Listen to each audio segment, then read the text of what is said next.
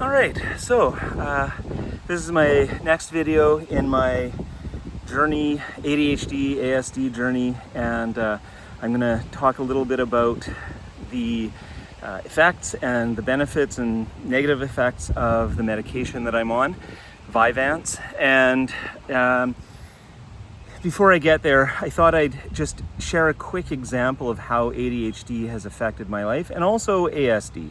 So when I was in high school, I remember very specifically in grade 9 watching the movie The Elephant Man and having to write an essay, maybe 2 pages or something like that. Short essay, handwritten of course, because back then that's what we all did.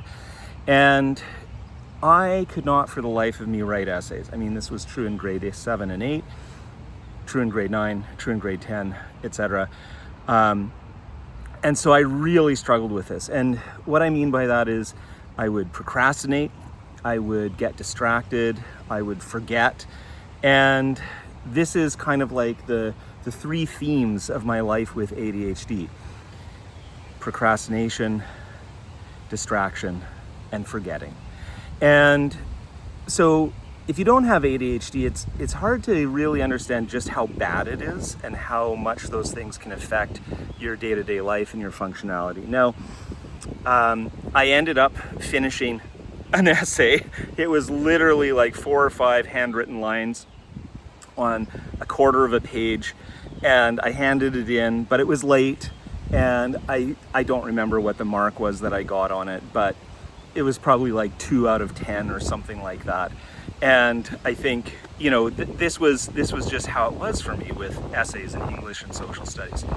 Interestingly, at the start of grade 11, my ASD kicked in, my autism kicked in, and I figured out a system for writing essays that I followed absolutely rigorously, rigidly from then on. And I won't get into the details of what that structure was, but basically it allowed me to complete essays systematically.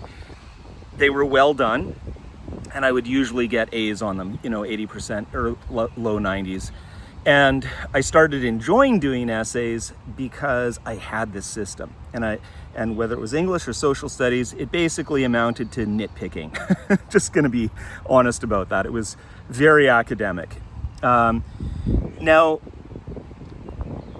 that problem, or those problems of procrastinating, forgetting, and being distracted, has persisted throughout my whole adult life and childhood, but it was worse in my adult life. And in future videos I'll talk about some of the other effects. But what's very interesting about the medication, and I want to talk about some of the effects now, is that first off, and this was unexpected, it has an appetite suppressant effect.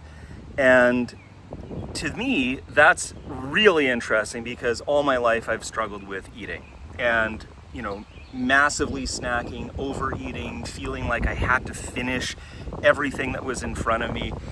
And so this appetite suppressant effect, even though I'm only at day 5, is already very noticeable, even though I'm on a lower dose than my regular dose will be.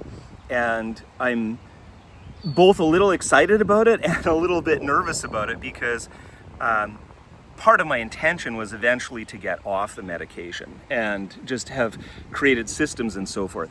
Anyway, it is what it is. I expect to lose some weight and to also, of course, with that appetite suppressant effect, be able to choose my food more wisely. That's already happening. Another effect is it's making it difficult for me to sleep. So I've started taking melatonin regularly every night. Even that, it's still a little tough to sleep. And so not terrible, I'm still getting sleep, but I'm a little worried about that. Of course, why am I taking it? It's related to these problems with procrastination, distraction, and forgetting. And so what's very interesting is that even though I'm on this low initial dose, I'm already seeing some really clear changes, specifically in the distraction category. So when I'm working, these past 4 days, because I'm just at the beginning of the 5th day, what I've noticed is that I don't feel like I'm more focused, but I feel like I'm less distracted. And this is really a powerful thing for me to be able to say, oh, hey, there's this potential distraction, and then not get pulled into it.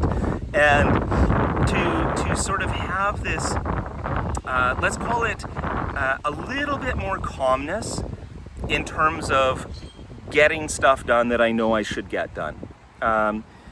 So it's still early days, but the effect does seem really noticeable, and I'm really excited about it. So we'll see.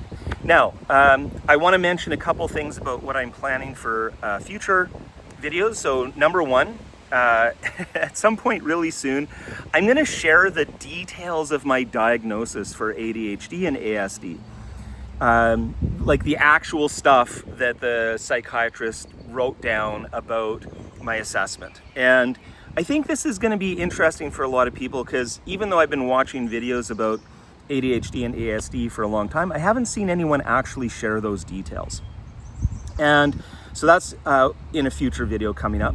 Of course, I'm going to continue to share the effects of the medication. I'm also going to continue to share some of the other effects that ADHD and ASD have had in my life, good and bad. There are some benefits as well. So, of course, please like, follow, subscribe, whatever, right? And so I'm going to be posting these on Facebook, on YouTube, and on LinkedIn. So whichever platform you prefer, find me there and follow.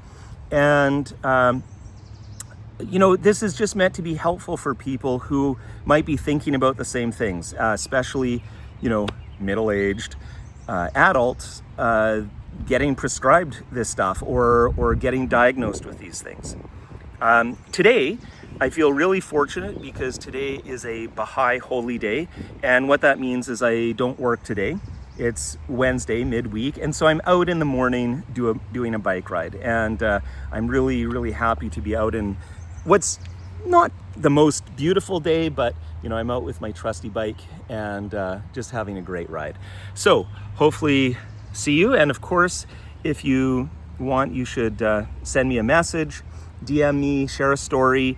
Let me know if you'd like to have me share any of your stories, or heck, maybe even someday I can do an interview like on Zoom or something like that. So anyway, like, follow, subscribe.